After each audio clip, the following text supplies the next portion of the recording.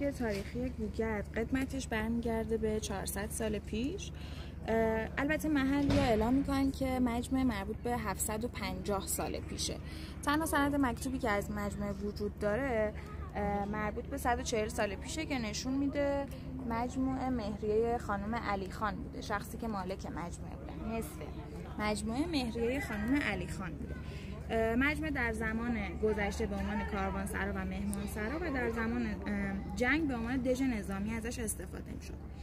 4 طرف مجمع ما 4 تا برج داریم به ارتفاع 12 متر و دیوارها به ارتفاع 9 متر.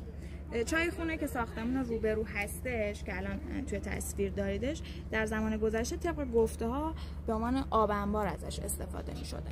چایی که در شمال شرقی مجمع وجود داره، این سمت اگر که حالا لطف بکنید بگیرید، نشون دهنده تأمین آب ساکنین کسانی بوده که در زمان گذشته اینجا اقامت داشتن. درب ورودی مجموعه درب شمالی بوده، اون سمت که الان دیگه به عنوان حالا درب پشتی ازش استفاده میشه و درب جنوبی در واقع قابل بازدید و دربی هستش که درب ورودی ما هستش. بالای درب شمالی همون سمت یه اتاقی داریم به نام اتاق شاهنشین که توی اون اتاق یه حوضی وجود داره که اون حوض نشون دهنده این هستش که در زمان گذشته اگر که کسی درب رو آتیش میزده، دشمن درب رو آتیش میزده، با استفاده از آب اون حوض آتیش رو خاموش میکنه. یعنی همچین معماری وجود داشته. 4 طرف مجموعه یه سری حفره ها هستش که حالا بعدن الان توی تصویر نیست، بعدن میتونید عکسش رو بگیرید. به قنات‌های اطراف راه داشته و یه جورایی در زمان جنگ به عنوان خروج اضطراری ازش استفاده می شده.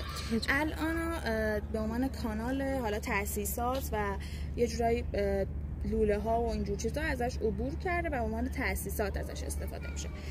ساختمون پذیرش، اون ساختمون روبرو که توی تصویر داریدش، در واقع استبل بوده. یعنی شما اگر وارد خود پذیرش بشید یه سری چوبایی هستش که نشون میده حالا اسباشون رو اونجا افسار میکردن و تغذیهشون رو از اونجا میگرفتن. در واقع اگر که بخوایم مجموعه در سال 78 بازسازی شده، تبدیل به هتل شده و الان به عنوان هتل 3 ستاره ازش استفاده میشه. خود مجموعه هم رستوران داره هم کافی شاپ و اصولا به غیر از شبای شهادت موسیقی زنده داریم هر شب از ساعت 7:30 تا ساعت 11:30 شب که حالا بازدید برای همگان آزاده. یعنی اینجور نیست که فقط اقامت داشته باشن. برای بحث اقامتی هم میتونید از اتاقا حالا دیدن کنید.